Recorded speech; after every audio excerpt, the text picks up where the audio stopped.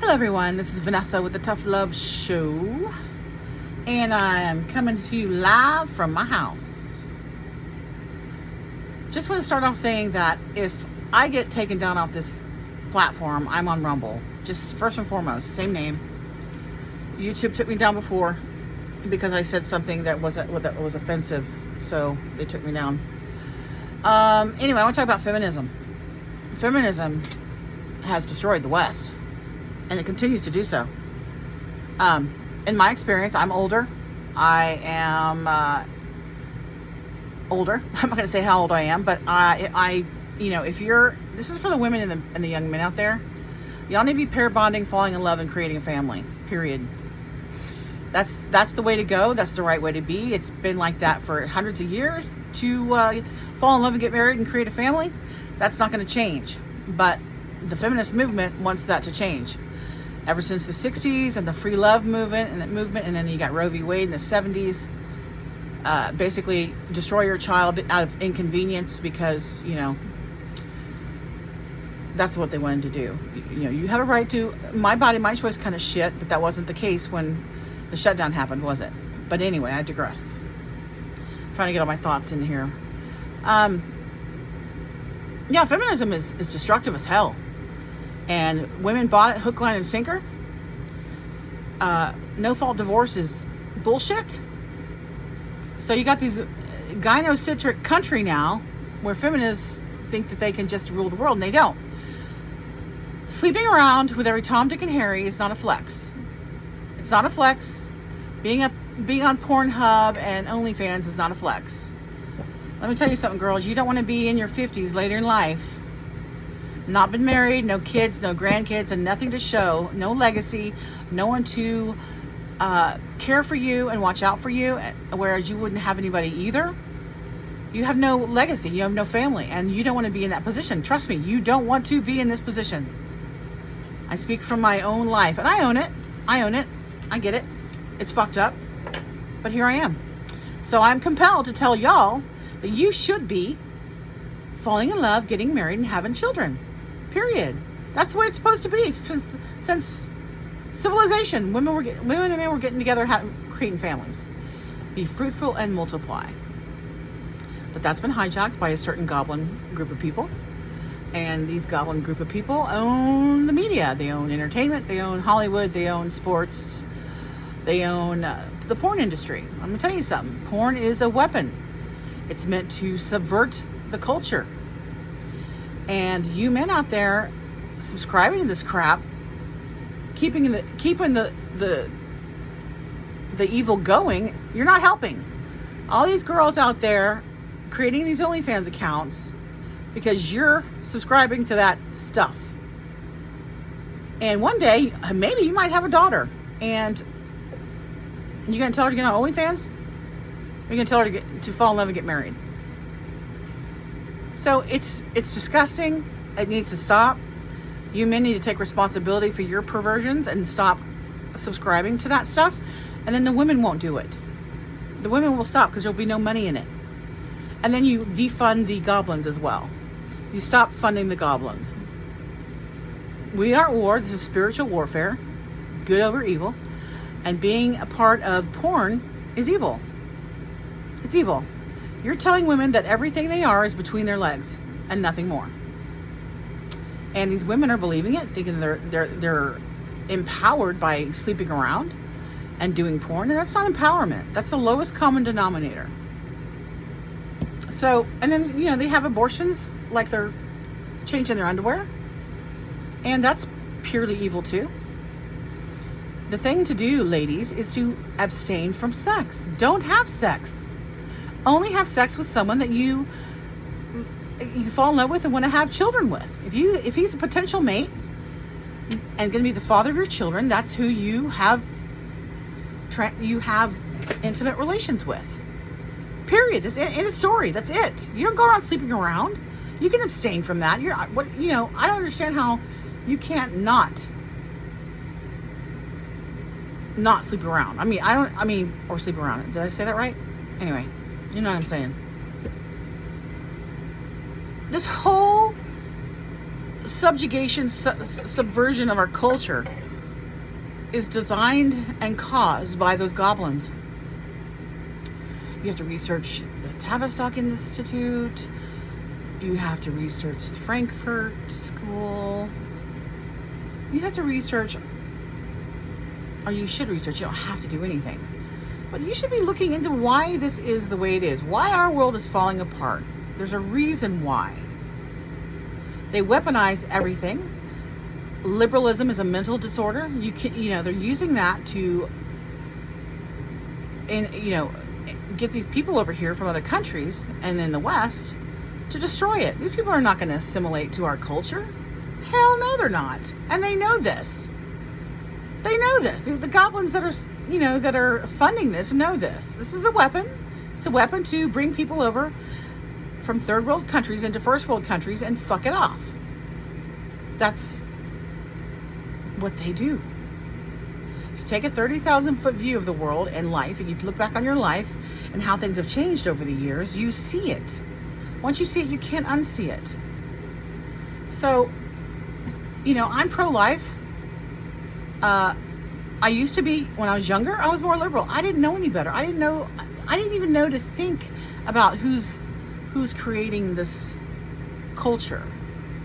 I just went along to get along. I watched TV, I watched movies. I didn't realize there was anything subversive in it until, you get older and you see the changes in the media and you see how they've put different cultures mixed together in shows and movies. One of the shows that I completely just was disgusted by was that show Shameless. There's a few shows on that everything's nihilistic. Everything's dark with no hope in the end. There's a lot of these nihilistic shows and movies that have come out in the last decade, 20 years, that are really, really sad and gross. And you're not coming away from that show or that movie uplifted and feeling good about the world. You feel like you get depressed. And that's what I noticed about certain things, certain shows. And I stopped watching TV altogether. If you want to pull yourself out of this shit, don't give them your energy. Stop watching TV. Now, I do listen to podcasts. I do learn from other people how, what their thoughts are and what's the battles lines that are being drawn. And you can figure that out when you listen to podcasts. You can see where people stand by what they talk about. But other than that, I don't watch TV. I don't give it my energy. And if I do happen to come across a show, I'm at someone's house, I'm in a restaurant, and if it's on, it's on. Then I just look for the PSYOP. The PSYOP is there. I'm just gonna look at it and go, yeah, that's what they're doing now, huh? So again, you don't want to be in your older and not have anything to show for your life. Your job is not going to keep you warm at night. Your fucking boss babe career doesn't give a fuck about you. So the smart thing to do would be to pair up, fall in love, and create a family. That's the foundation for every community, is the family unit. That's how we evolve and make better choices in our lives, because we have a support system. We have a lineage. We have things that are just really important. And the most important thing you can do, in my opinion, is to create a quality human being that is in the world, is making the world better, and your posterity matters. So I'm just kind of talking off the cuff here. I'm trying to think of other things to say. I grew up in the 70s and 80s. I remember watching sitcoms and TV shows back in the day when I was a little girl. I didn't really, I watched a lot of I remember That Girl and Rhoda and Maude and One Day at a Time, Alice, Laverne and Shirley, Happy Days, Mork and Mindy, Sanford and Son, The Jeffersons, all these shows. They're not on anymore, and I think about all these shows, especially the women's, the working women's shows. You got That Girl, Rhoda. That Girl, Oprah loved that show. I guess she grew up on that. But anyway, they were all, this is manipulation by the media. They put it in the TV and the shows to create a culture. So you got women's divorce going up in the 70s and 80s, no fault divorce. So you got the shows on TV with That Girl, Rhoda, the Vernon Shirley one did, and they're all divorced or working women, or both, with families. You barely see them dad in the picture, and they made it fashionable. Sex and the City is like the worst show, and I used to watch that show. I didn't know any better. I thought it was hilarious, but I think back now in my life and how that was an influential in women of today, trying to be boss babes and going home to an empty house. That's what Sex and the City was. These girls are, in New York City, having transactional usury sex, trying to find love, and that's not how you do it. I've always wondered also in these shows, or even celebrities for that matter, they're famous, they get these awards, and I used to watch these Oscar shows and these award shows all the time because I was all into that at that time, and I look at it and I'm thinking, why did they not bring their parents to an award show? Some of them did, but I didn't see very many parents or their, having their mom as a date or their dad as a date when they go to these award shows. It wasn't part of the thing. Or you see every now and again you'll see parents written into the show. But Sex and the City, you never saw the parents or the father figure in the show. It's like they didn't exist. All you saw was the shenanigans with the dating world in New York City. And that shaped a lot of women. And that was disgusting. I look back now, I'm like, that's one of the most terrible shows out there. And now women think that that's the cool thing to do, is to move to New York City and try to make it big. And it's fleeting. It's not going to, unless you're incredibly lucky and people, you have to know people to make a success in a big city like that, because it eats people alive.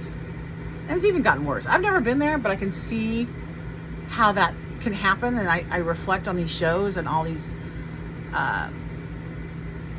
things that they try to put out in our culture to manipulate us, and it's worked. All these shows have manipulated the culture. I remember watching Love American Style and Love Boat, Little House on the Prairie. I watched all those shows. But over time, I recognize how subversive those shows have gotten. Those old shows went away, and there's all these new shows that are making people, manipulating the culture. Shameless was one. I just watched one episode and I was done. I'm not watching that shit. There's another one. It was about vampires and werewolves. What was that called? I can't think of it now. But that was a very dark show, and I watched it till the end and I felt like shit. It's about, what's that book about little stories? I can't think of it now. Maybe you can help me in the chat. Subscribe, if you like what I'm saying, if you can agree, if you can kind of see where I'm going, please like and subscribe so I can build my audience, because I want to be here. I want to do this. I want to talk to people, and I want to relate to people and save this culture, this Western culture that's so beautiful when it's done right and not manipulated by the goblins. They've manipulated everything. They're the ones behind every major cultural change in this country, in the West. They're the ones behind it. Make no mistake. The music industry, there's suits behind the scenes telling the artists that they have to write music a certain way so that they can degrade the culture. And it worked. Only certain stars make it really big because they signed the contract. They sold their soul, literally. And then you got the chrome stuff going around, and you got the HT stuff going on. How do I say this? The trafficking. Everyone's been trafficked in some form or another. We've all been trafficked, whether through a monetary system, through literal kidnapping and selling organs on the black market, all that stuff. This is what they do, and it's the same goblins behind it. What else? Oh yeah, your aborted child's body parts are not thrown in the garbage. They're harvested. Heck, 293 is a thing. It's human embryo kidney cells that they harvest and make it to a powder or something, and they put it in your junk food as natural flavoring. So when you're eating those Doritos or the Oreos or whatever it is, you're basically forced into cannibalism. Same with the sodas. Um, it's dark and ugly, and there's a certain interview floating around with a certain rabbi that talks about McDonald's, and he's very matter of fact and very cavalier about what they do. It's a suspension of disbelief, right? It's so outlandish and so fucking crazy and so dark that people will naturally like, nah, that's not real. No way, no fucking way. And that's how they get over on you, because it's so fucking disgusting and dark. They do it. There's truth in movies, lies in media. They tell you what they're doing. It's the revelation of the method. They tell you what they're doing in movies. If it's not, it's up to you. And that kind of releases them from some spiritual karma. So there's a lot going on. And I just want to say that I feel compelled to save some younger people into doing the right thing.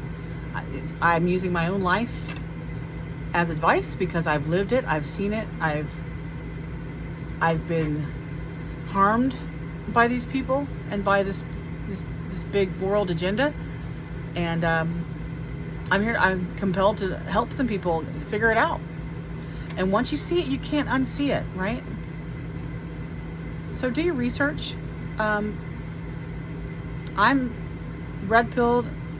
I'm practically black-pilled, but I don't want to be that cynical and that dark. I try to keep everything on the up and up and hopeful and good. What is that phrase that Charlie Kirk always said? Seek the good, the true, and the beautiful. And that's all you can do. And that's what life's about. So with that said, please like and subscribe, share, and until next time, take care of you. Bye.